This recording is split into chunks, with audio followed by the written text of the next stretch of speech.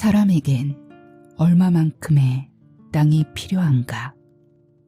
렐프 톨스토이 단편소설.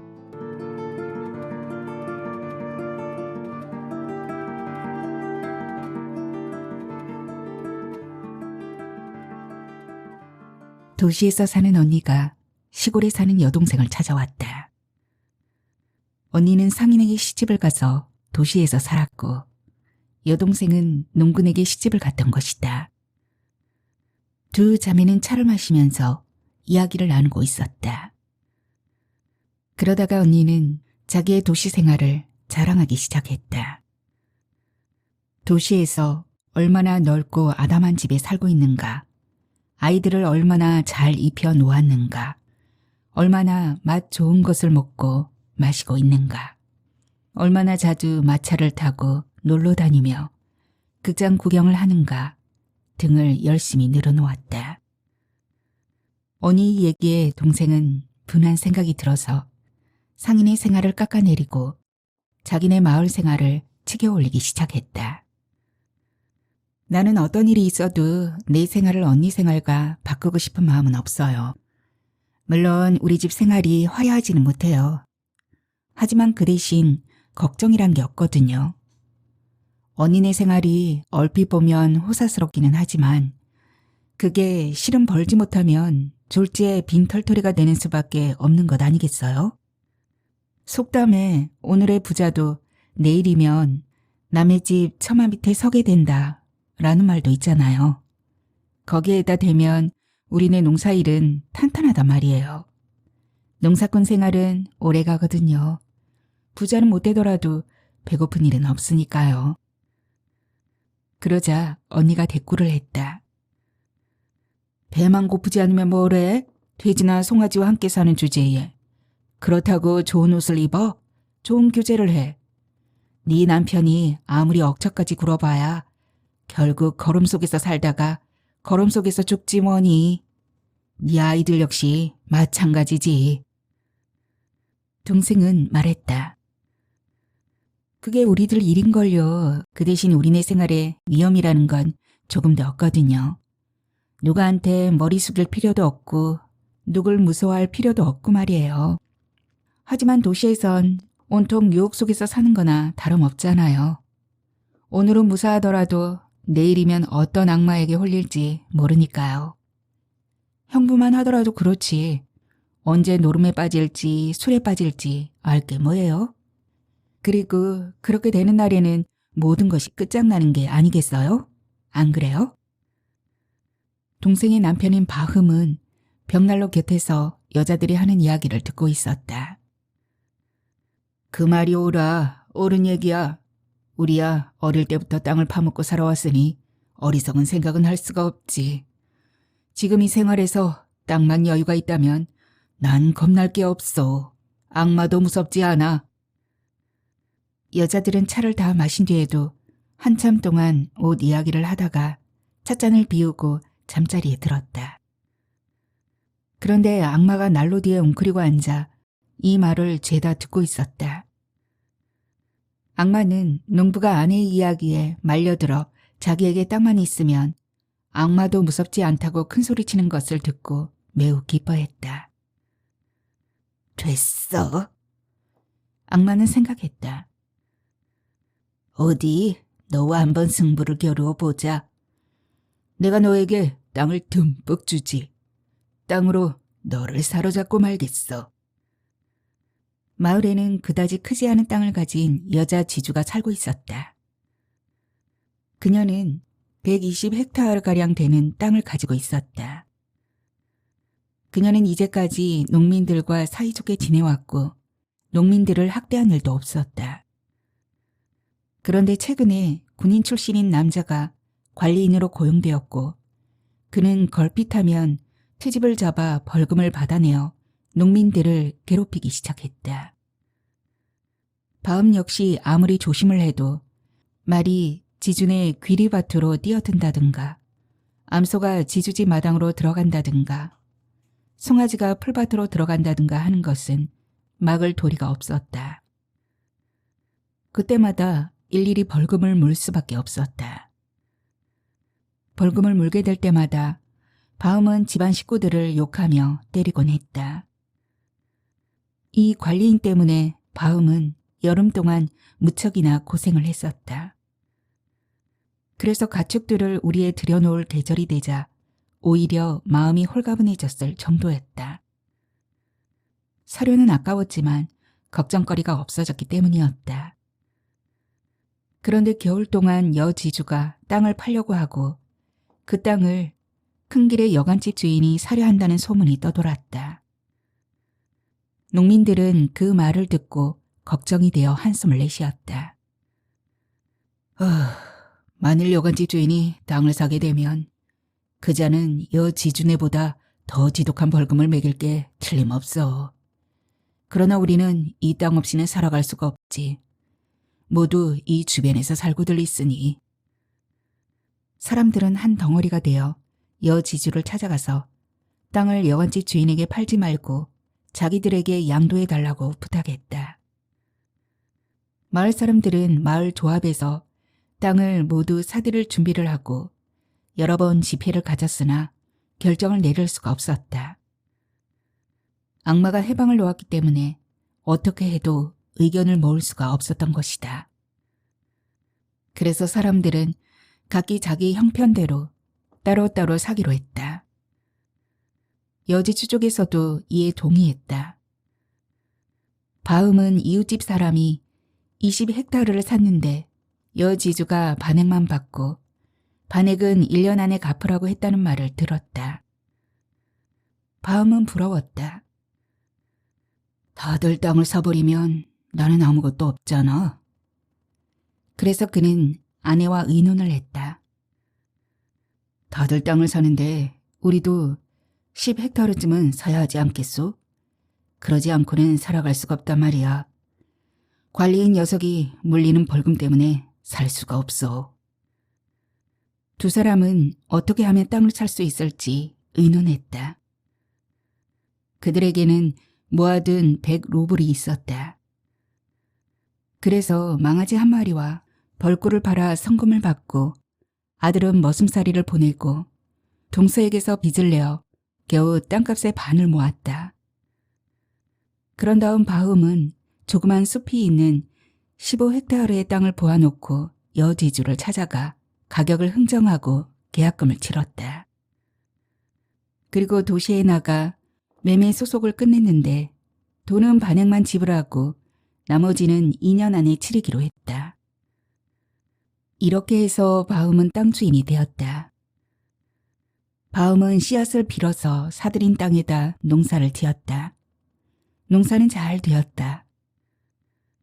1년 만에 그는 여지주에게도 동서에게도 빚을 갚을 수가 있었다.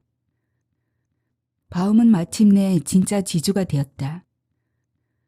자기 땅을 경작해서 씨를 뿌리고 자기의 목초지에서 꼴을 베고 자기 땅에서 땔감을 만들고 자기 땅에서 가축을 길렀다. 바움은 영원히 자기 소유가 된 밭을 갈라나가거나 경작물이나 목초지의 상태를 돌아보러 나갈 때마다 기쁨으로 뿌듯해졌다. 거기 가면 풀도 꽃도 다른 집 것과는 다르게 느껴졌다. 전에도 곧잘 지나다녔던 그 땅이 틀림없었으나 지금은 아주 특별한 땅으로 생각되는 것이었다. 이렇게 바움은 즐거운 나날을 보내고 있었다. 만약 마을 사람들이 그의 농작물이나 목초지를 망치지만 않았더라도 모든 것이 더할 나위 없이 잘 되었을 것이다. 소의 꼴을 먹이러 나온 사람들이 그의 목초지에 소를 몰아놓기도 하고 말을 풀어놓아 밭을 짓밟아 놓기도 하는 것이었다. 이럴 때면 그는 소나 말의 주인에게 진지하게 부탁도 해보았지만 도무지 효과가 없었다. 처음엔 바움은 그것을 내쫓기만 하고 너그럽게 넘겼을 뿐 단 한 번도 법에 호소하는 일이 없었다. 그러다 참다 지쳐버린 그는 마침내 재판소에 고발을 했다. 원래 사람들이 그런 짓을 하는 건 땅이 좁아서지 마음이 나빠서 그러는 게 아니라는 것을 잘 알고는 있었지만 또 한편으로는 이런 생각도 들었다. 그렇다고 이대로 내버려 둘 수는 없지. 그러다가는 내가 망하겠는걸. 혼을 좀 내줄 필요가 있어. 그는 재판을 걸어서 사람들에게 벌금을 받아냈다. 그래서 이제는 반대로 사람들이 바움을 원망하고 일부러 밭과 목초지를 짓밟기 시작했다. 어떤 사람은 밤중에 숲으로 몰래 들어가 연화문 구루의 보리수나무 껍질을 벗겨버렸다. 바움이 숲속을 지나가다 보니 무언가 허연 것이 눈에 띄었다. 가까이 가보니 껍질이 벗겨진 어린 보리수나무가 잔뜩 어질러져 있었고 둥치가 잘린 그루터기가 여기저기 남아있었다. 베려면 숲 가장자리에 것이나 베든지 한 그루 정도라도 남겨두었으면 좋았을 텐데. 바움은 화가 치밀었다. 나쁜 놈들 같으니 이놈들을 찾아내서 단단히 혼을 내줘야지. 그는 누구의 소행일까 곰곰이 생각해 보았다. 그리고 아무래도 쇼무카이 짓이 틀림없다고 단정하고는 곧장 쇼무카이 집으로 찾아갔으나 말다툼만 했을 뿐 아무것도 얻은 것이 없었다. 그래서 바움은 더욱더 쇼무카이 짓이 틀림없다고 믿게 되었다. 바움은 쇼무카를 고발했고 두 사람은 법정에 서게 되었다. 수차 취조가 있었으나 증거가 없었기 때문에 쇼무카는 무죄가 되었다. 그래서 바움은 약이 올라 촌장과 재판관에게까지 행패를 부렸다. 당신들은 도둑편을 드는 거요? 만약 당신네들이 올바른 생활을 하고 있다면 도둑을 용서하지는 않을 겁니다. 바움은 재판관과 이웃 사람들을 상대로 싸움을 벌였다. 마을 사람들은 집에 불을 지르겠다고 그를 위협했다. 이렇게 하여 바움은 땅은 넓게 가졌으나 좁은 세상에서 살아가게 되었다. 그때 농민들이 새로운 고장으로 옮기려 한다는 소문이 났다. 바움은 생각했다. 나야 내 땅을 떠나야 할 이유가 없지. 더구나 이 근방 사람들이 떠난다고 하면 이곳 땅도 좀 더 넓어지겠지. 그러면 나는 땅을 사서 이 부근 일대를 내 것으로 만들어야지. 그렇게 되면 살기가 좀 더 좋아질 거야. 아무래도 지금 상태로는 좀 좁단 말이야. 어느 날 바움이 집에 있을 때 길 가던 나그네 한 사람이 들렀다. 집안 사람들이 그 나그네에게 음식을 대접했다. 이런저런 이야기를 하다가 어디서 왔느냐고 묻자 나그네는 아래쪽 볼가 너머에서 왔으며 거기서 일을 하고 있다고 대답했다. 나그네는 그곳으로 숱한 사람들이 이주해 간다고 떠듬떠듬 말했다. 그들이 그곳에 이주하면 마을의 조합에 가입되어 1인당 10헥타르씩의 땅을 얻을 수 있다고 했다. 그리고 이런 이야기까지 들려주었다. 그 땅이 또 어찌나 비옥한지 밀농사를 지으면 그 키가 말이 보이지 않을 정도로 잘 자라고 밀 5줌이 한 다발이 되어버리지요. 어떤 사람은 아무것도 없이 빈손으로 왔었는데 지금은 말 6필과 암소를 2마리나 가지게 되었답니다. 바움은 흥분하여 말했다. 그렇게 잘 살 수 있는 곳이 있다면 이런 좁은 데서 고생스럽게 살 필요가 없지. 이따위 집은 팔아버리고 거기 가서 집을 짓고 한번 잘 살아보자. 이렇게 좁은 데에만 있다가는 평생 죄만 짓고 말 테니. 아무튼 내가 가서 직접 보고 와야지. 여름이 되자 바움은 채비를 하여 길을 떠났다. 사마라까지 몰가강으로 해서 기선을 타고 내려갔고 그 다음부터는 걸어서 400베르스타가량 갔다. 이윽고 목적지에 이르렀다. 모든 것이 듣던 대로였다. 농민들은 1인당 10헥타르의 땅을 배당받아 여유롭게 지내고 있었다. 그리고 누구든지 기꺼이 조합에 가입시켜 주었다.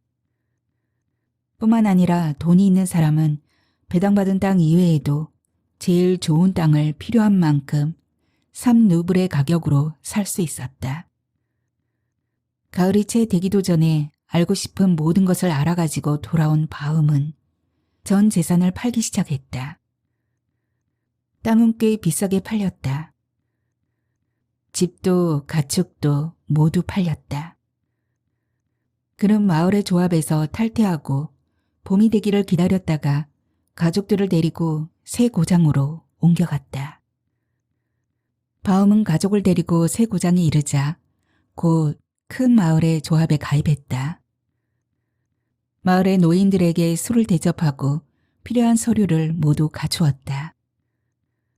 바움은 마을에 이주할 것이 허락되어 5명의 가족에 대해 50헥타르의 땅과 목장을 배당받았다. 바움은 집을 짓고 가축도 키웠다. 그 땅은 이제까지 가졌던 것의 3배나 되었고 또 아주 비옥했다. 생활도 전에 비해 10배나 나아졌다. 경작지와 목초지는 마음대로 얻을 수 있었고 가축도 얼마든지 키울 수 있었다. 처음 집을 짓고 가축을 늘리고 하는 동안은 바움도 더할 나위 없이 만족했으나 점점 이 땅도 좁다는 생각이 들었다. 첫 해의 바움은 밭에 밀을 갈았다. 생각보다 잘 되었다. 그는 밀농사를 더 짓고 싶었으나 배당된 땅이 모자랐다. 남은 땅은 밀농사에 적당치가 않았다. 이 지방에서는 밀을 억새밭이나 묶인 땅에 심지 않으면 안 되었다. 1년이나 2년쯤 밀농사를 짓고 나면 또다시 풀이 날 때까지 묵혀 두어야 했다. 하지만 그런 땅은 원하는 사람이 많았기 때문에 아무래도 모자라기가 일쑤였다. 따라서 여기서도 다툼이 벌어졌다. 돈이 있는 사람은 그 땅을 갖고 싶어 했고 가난한 사람들은 도조를 받고 상인들에게 땅을 빌려주었다. 바움은 좀 더 많은 밀농사를 짓고 싶었다. 그래서 이듬해에는 상인에게 가서 1년간 땅을 빌렸다. 그리하여 지난해보다도 더 많이 갈았는데 그것이 풍작이 되었다. 하지만 그곳은 마을에서 멀리 떨어져 있어 15베르스타나 운반해야만 했다. 그런데 그곳에서는 상업을 겸한 농민이 별장을 가지고 부유하게 살고 있었다. 별장을 가질 수만 있다면 얼마나 좋을까. 그렇게 되면 모든 것이 만족스러울 텐데. 그리하여 바움은 어떻게 해서든지 자기 소유로 하기 위해 땅을 더 사고 싶어 했다. 바움은 이렇게 하여 3년의 세월을 보냈다. 밀농사는 해마다 풍작이 되어 돈도 많이 모았다. 생활은 이것으로 충분했다. 하지만 바움은 매년 땅을 빌리기 위해 안달을 해야 하는 일이 귀찮게 느껴졌다.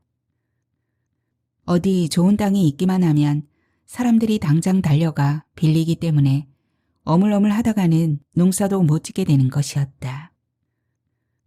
3년 만에 그는 어떤 상인과 동업으로 마을 사람들에게 목장을 빌려 쟁기질을 완전히 끝내놓았는데 사람들이 재판을 벌이는 바람에 모처럼의 노력이 허사가 되고 말았다.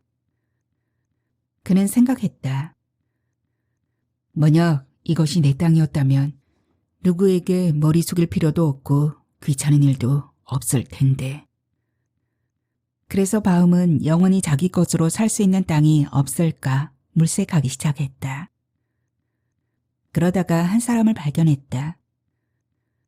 그 사람은 파산을 해서 가지고 있던 600헥타르의 땅을 싸게 판다는 것이었다. 바움은 그 사람과 여러 번 교섭한 끝에 반액은 나중에 준다는 조건으로 1500루블에 흥정이 되었다. 이야기가 거의 결정되었을 무렵에 한 상인이 밥을 얻어먹기 위해 바움네 집에 들렀다. 두 사람은 차를 마시면서 이런저런 이야기를 했다. 상인은 멀리 바시키르에서 왔다고 했다. 그는 바시키르 사람에게서 5천 헥타르의 땅을 불과 1,000루블에 샀다는 것이었다. 바움이 값이 너무 싼 게 이상하여 이것저것 물어보았다. 그저 노인들의 비위만 잘 맞춰주면 됩니다. 나는 사람들에게 술을 대접해 주었죠. 그 덕분에 1헥타르에 20코페이카라는 헐값으로 사지 뭡니까? 상인은 이렇게 말하며 땅 문서를 보여주었다. 또 그 땅은 모두 내를 끼고 있어서 억새풀이 나 있는 평원이랍니다. 바움은 다시 여러 가지를 자세히 캐물었다. 그 땅은 1년을 걸어도 아마 다 돌지 못할 거예요. 그것이 모두 바사키르 사람들 땅이지요. 그곳 사람들은 양가지 순에서 공짜나 다름없이 살 수 있어요. 바움은 생각했다. 가만히 있자. 그렇다면 땅을 사느라 빚을 내야 하는 어리석은 짓을 뭐 때문에 한담? 그곳에만 가면 1,000루블을 갖고도 얼마든지 많은 땅을 살 수 있을 텐데. 바움은 그곳으로 가는 길을 자세히 물었다. 그리고 상인이 가고 난 다음 곧 길을 떠날 채비를 했다. 그는 아내를 남겨놓고 하인 한 사람을 데리고 떠났다. 그는 가다가 읍에 들러서 상인이 말한 대로 차 한 상자와 선물과 술을 샀다. 그리고 약 500베르스타쯤 갔다. 일주일 만에 그는 바시키르의 유목지에 이르렀다.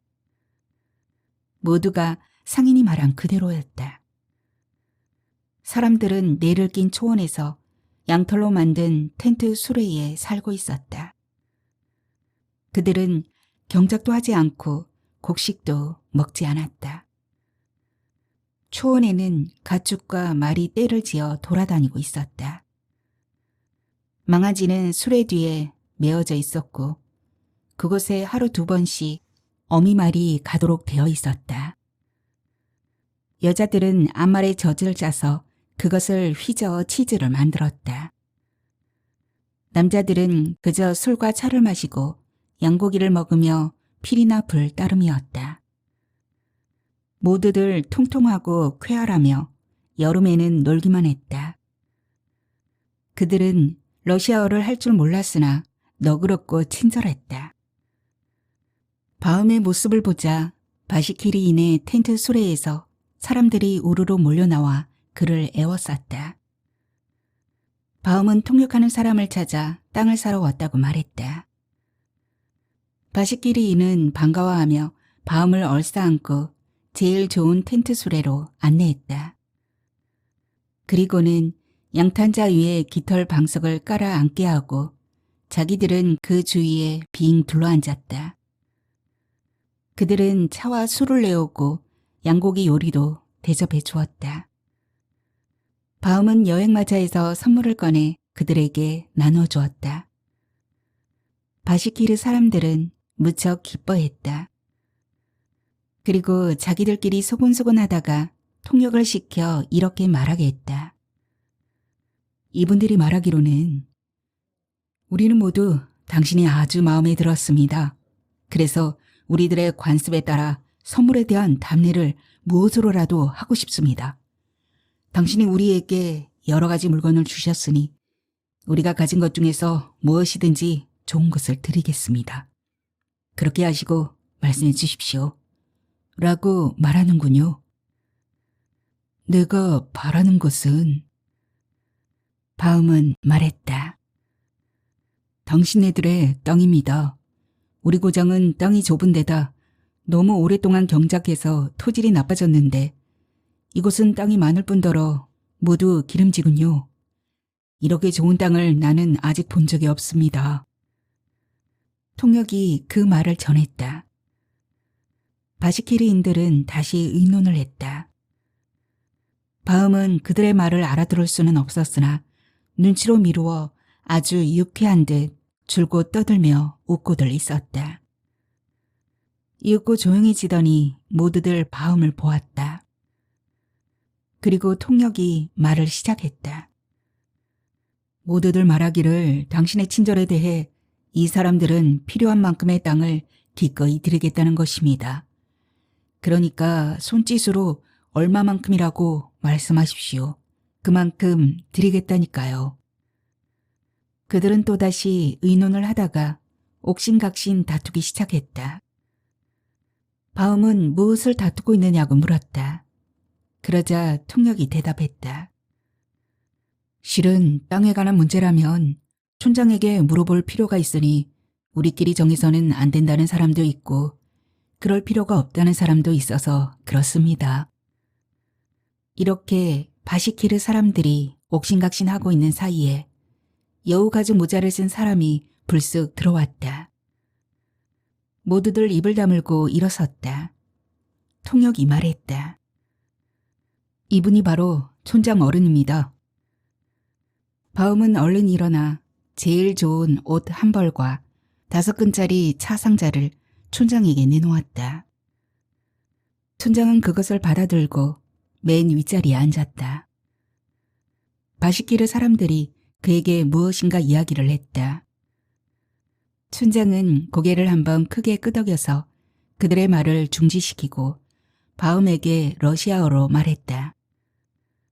좋습니다. 마음에 드시는 곳을 가지십시오.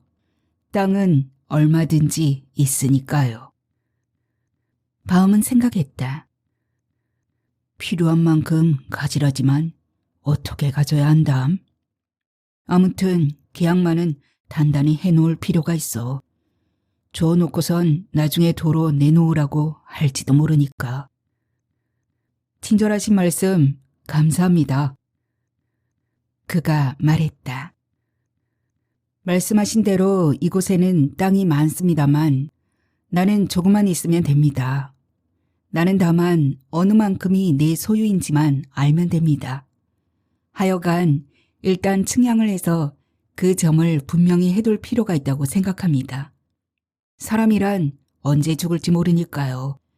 당신들이 친절해서 나에게 땅을 주셨더라도 당신의 아들 떼에 가서 도로 빼앗길지 모르는 일 아니겠습니까? 옳은 말씀이요. 규칙대로 합시다. 촌장이 말했다. 그래서 바움은 말했다. 들으니 이곳에 상인한 사람이 왔었다고 하는데 당신네들은 그 사람에게 땅을 주고 문서를 작성하셨더군요. 나에게도 그렇게 해주셨으면 좋겠습니다. 촌장은 승낙했다. 그런 것쯤이야 어렵지 않아요. 그는 말했다. 우리 고장에도 서기가 있으니 함께 읍으로 나가서 정식 수속을 밟읍시다. 한데 값은 어느 정도로 하면 될까요? 바움이 말했다. 우리 고장에서는 값이 균일합니다. 하루치에 1000루블이요. 바움은 납득이 가지 않았다. 그렇다면 하루치란 어떤 방법으로 재는 건가요? 그게 몇 헥타르가량 되는 겁니까? 우리 고장에서는 그런 식으로 측량할 줄은 모릅니다. 촌장은 말했다. 항상 하루치에 얼마로 팔고 있죠. 말하자면 그 사람이 하루 종일 걸은 만큼의 땅을 드리는 거죠. 그래서 하루치가 1000루블이라는 겁니다. 바움은 놀랐다. 하루 종일 걸으면 상당한 면적이 되겠는데요. 촌장은 웃으며 말했다. 네, 그게 모두 당신 것이 됩니다. 다만 한 가지 조건이 있습니다. 만약 하루 안에 출발 전까지 돌아오지 못하면 그것은 무효가 됩니다. 그렇다면 내가 돌아다닌 곳을 어떻게 표시하죠? 우리는 어디든지 당신이 원하는 곳으로 함께 갑니다. 그리고 거기 서 있을 테니 당신은 그곳을 출발해서 빙 돌아오시면 됩니다. 그때 당신은 괭이를 들고 가셔서 어디든지 필요한 곳에 표시를 해두십시오. 즉 조그맣게 구덩이를 파서 그 속에 나무나 풀을 꽂아두십시오. 나중에 각 구덩이들을 잇는 선을 쟁기로 갈아엎으면 될 테니까요. 어떻게 돌든 상관없지만 꼭 해가 떨어지기 전에 출발 전까지 돌아오셔야만 합니다. 그러면 당신이 돌아오신 땅은 모두 당신 것이 됩니다. 바움은 기뻤다. 그들은 아침 일찍 출발하기로 약속했다.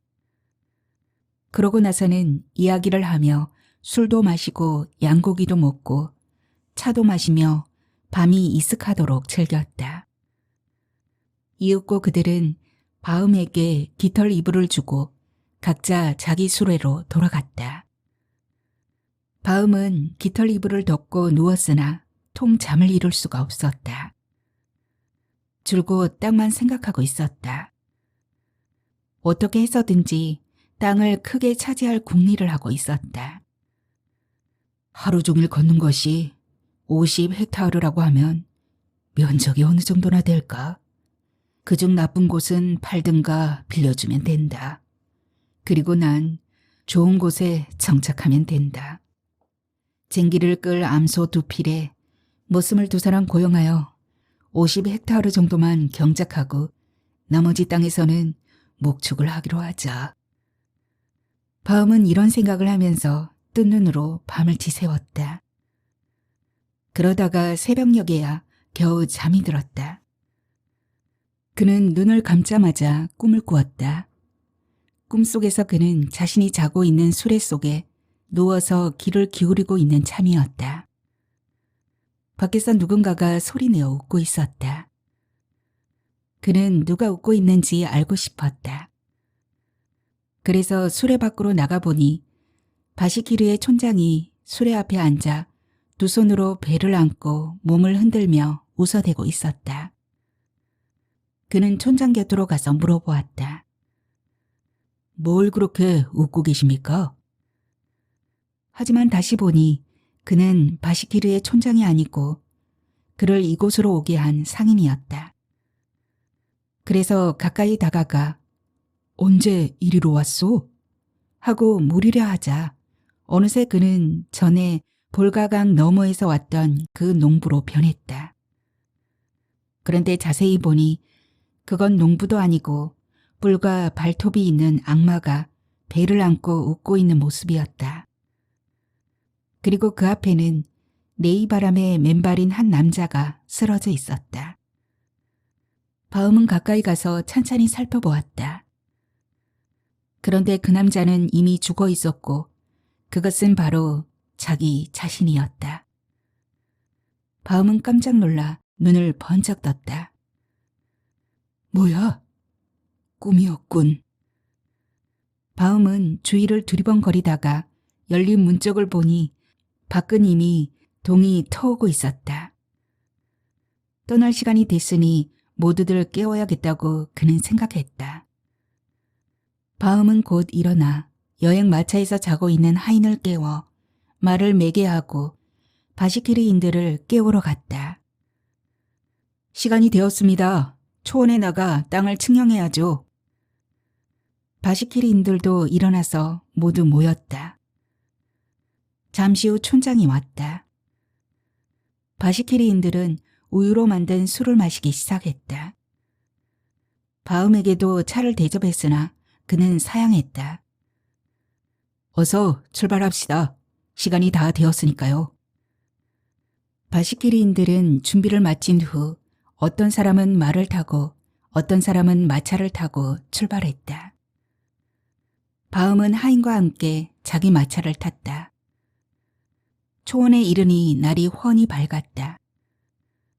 바시키르어로 시앙이라는 언덕에 당도하자 그들은 마차에서 내려 한데 모였다. 촌장이 바움 곁으로 와서 한 손을 들어 가리키며 말했다. 보다시피 이 넓은 땅이 모두 우리 땅입니다. 마음에 드시는 곳을 택하십시오. 바움의 눈이 이글이글 타올랐다. 눈앞에 아득히 펼쳐진 땅은 억새풀 초원으로 손바닥같이 평평하고 양귀비같이 검었으며 조금 패인 곳에는 여러 가지 잡초가 사람 키만큼이나 자라 있었다. 촌장은 여우 가죽 모자를 벗어서 그것을 땅에 놓았다. 그러면 이곳을 출발점으로 하지요. 자, 여기서 출발해 주십시오. 그리고 이곳으로 돌아오십시오. 돌아서 오신 만큼이 당신의 땅이 됩니다. 바움은 돈을 꺼내어 모자 속에다 집어넣고 겉옷을 벗어 조끼 바람이 되자 가죽띠를 단단히 메고 빵 주머니를 품속에 넣고 물병도 가죽띠에 매달았다. 그리고는 장화를 단단히 신고 하인이 들고 있던 괭이를 받아든 다음 출발 준비를 했다. 그는 어느 쪽으로 나갈까 잠시 생각했다. 어디를 보아도 훌륭한 땅이었기 때문이었다. 생각 끝에 그는 해가 돋는 쪽을 향해 가기로 했다. 그리하여 그는 동쪽을 향해 서서 제자리 걸음을 하며 하늘 저쪽에서 해가 떠오르기를 기다렸다. 1분도 허비해서는 안 되지. 조금이라도 시원할 동안에 걷는 것이 편할 거야. 하늘 끝에서 해가 얼굴을 내밀기가 무섭게 바움은 괭이를 어깨에 메고 초원을 향해 걷기 시작했다. 바움은 느리지도 빠르지도 않게 걸었다. 1베르스타쯤 가다가 걸음을 멈추고 구덩이를 파서 눈에 잘 띄도록 잔디를 여러 덩이 묻어놓았다. 그리고는 또 걸어갔다. 걷기 시작하니 걸음이 절로 빨라졌다. 바움은 뒤를 돌아보았다. 햇빛을 받은 언덕은 물론 그 위에 사람들까지 선명하게 보였으며 여행마차의 세 바퀴가 눈부시게 반짝이고 있었다. 바움은 이제 5베르스타쯤 걸었을 거라고 생각했다. 차차 더워져서 조끼를 벗어 어깨에 걸치고 걸었다. 점점 더워졌다. 해를 보니 벌써 아침 시간이었다. 이제 한 구덩이가 끝난 셈이구나. 한데 하루에 4군데 구덩이를 파게 되어 있으니 아직 구부러지기에는 빠르겠지. 그리고 장화는 벗기로 하자. 그는 앉아서 장화를 벗은 후 띠에다 차고 또다시 걷기 시작했다. 그러다가 생각했다. 여기서 5베르스타만 더 걷자. 그리고 왼쪽으로 구부러지기로 하자. 땅이 너무 좋아서 단념하기가 아까운걸. 가면 갈수록 더 좋으니. 그는 계속 곧바로 걸어갔다. 뒤를 돌아보니 언덕은 이미 아득히 멀어져 사람들은 개미처럼 아물아물했고 무엇인가 반짝거리는 것도 겨우 짐작할 수 있을 정도였다. 이만하면 이쪽은 충분히 잡았다. 이제는 구부러져야겠다. 땀을 흘렸더니 목이 타는군. 그는 이렇게 생각하고 멈춰 서서 되도록 큼직하게 구덩이를 파고 거기에 잔디를 묻었다. 그리고는 물통을 집어들고 물을 듬뿍 마신 다음 거기서 곧바로 왼쪽으로 구부러졌다. 또다시 걷기 시작했으나 갈수록 풀의 키가 높아져 몹시 더웠다. 바움은 피로를 느끼기 시작했다. 하늘을 쳐다보니 바로 한낮이었다. 자, 이쯤에서 한숨 돌리자. 바움은 걸음을 멈추고 앉았다. 물을 마셔가며 빵을 먹었을 뿐 눕지는 않았다. 또 걷기 시작했다. 처음에는 수월하게 걸을 수 있었다. 금방 빵을 먹었기 때문에 기운이 났던 것이다. 그러나 더위는 점점 심해지고 졸음이 쏟아졌다. 그래도 그는 꾹 참고 걸으며 1시간의 인내가 일생의 덕이 되는 거라고 생각했다. 그는 한번 구부러지고도 상당히 멀리 걸었다. 그래서 다시 왼쪽으로 구부러지려는데 가까이에 촉촉한 분지가 있었다. 이걸 그대로 버리기엔 아까운데 저기라면 아마가 잘 될 거야. 그리하여 다시 곧장 걸었다. 분지를 차지하고 나자 그 너머에 구덩이를 파고 2번째 모퉁이를 만들었다. 바움은 언덕 쪽을 돌아다 보았다. 더위 때문에 모든 것이 아물아물한 대기 속에서 언덕 위의 사람들도 아련하게 보였다. 자, 두 쪽은 이렇게 길게 잡았으니 이번에는 좀 짧게 잡아야겠는걸. 세 번째로 접어들자 그는 걸음을 빨리 했다.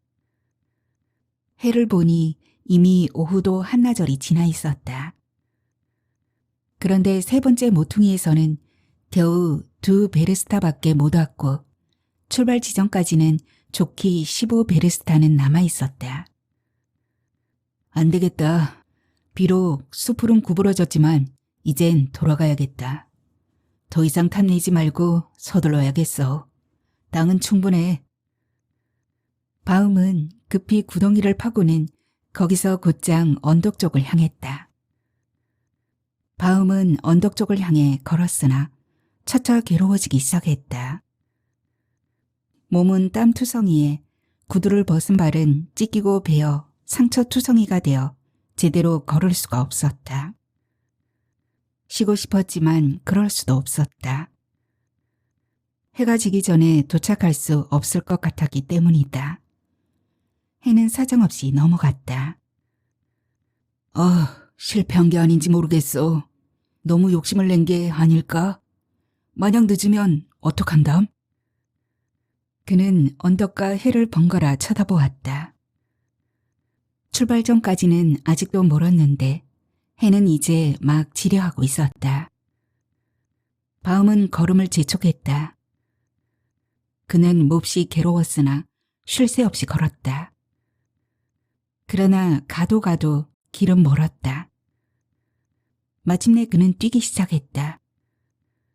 조끼도 장화도 물통도 모자도 내팽개치고 괭이만을 들고 그것을 지팡이 삼아 뛰었다. 내가 욕심이 지나쳤어. 이제 다 끝났다. 해 떨어지기 전에 도착하지 못할 것 같아. 그는 두려운 생각으로 숨이 막혀왔다.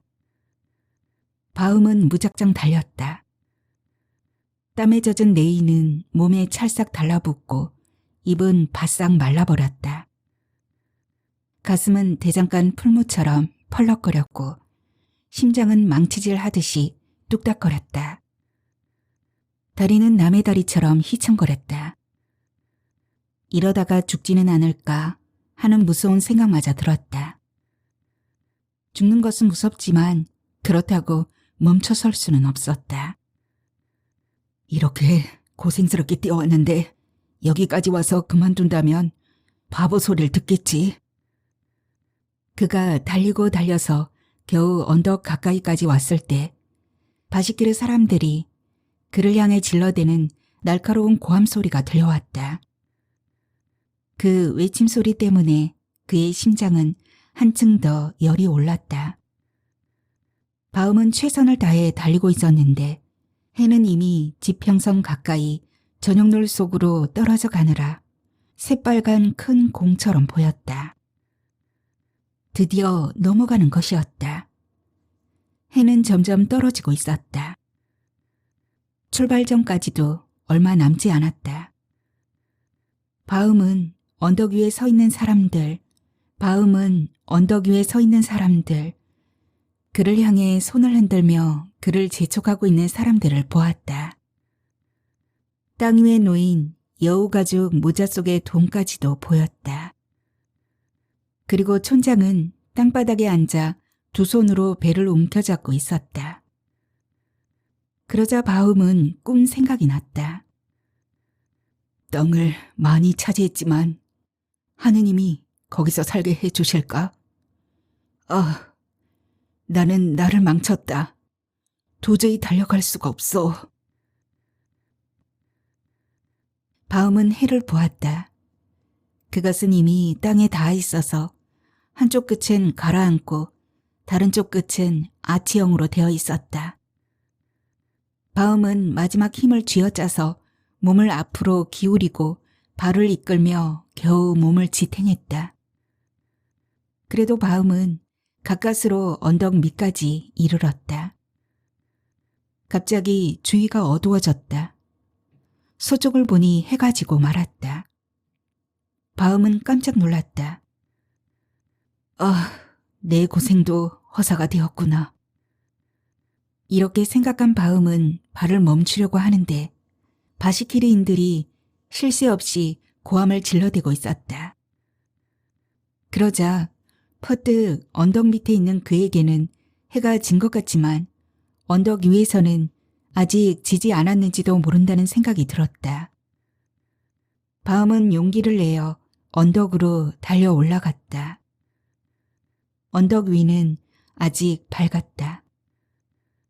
바음은 올라가자마자 모자를 보았다. 모자 앞에는 촌장이 앉아서 두 손으로 배를 잡고 큰 소리로 웃어대고 있었다. 바움은 꿈 생각이 나서 깜짝 놀랐다. 그는 다리가 떨어지지 않아 그만 쓰러지고 말았다. 하지만 쓰러지면서도 두 손으로 모자를 움켜쥐었다. 어허, 장하구려. 땅을 완전히 잡으셨소. 촌장이 소리쳤다. 바움의 머슴이 달려가서 그를 부축해 일으키려고 했으나 그의 입에서 피가 쏟아져 나왔다. 그렇게 쓰러져 죽고 말았던 것이다. 하인은 괭이를 집어들고 바움의 무덤으로 머리에서 발끝까지의 치수대로 정확하게 3아르신, 약 70cm를 팠다. 그것이 그가 차지할 수 있었던 땅의 전부였다.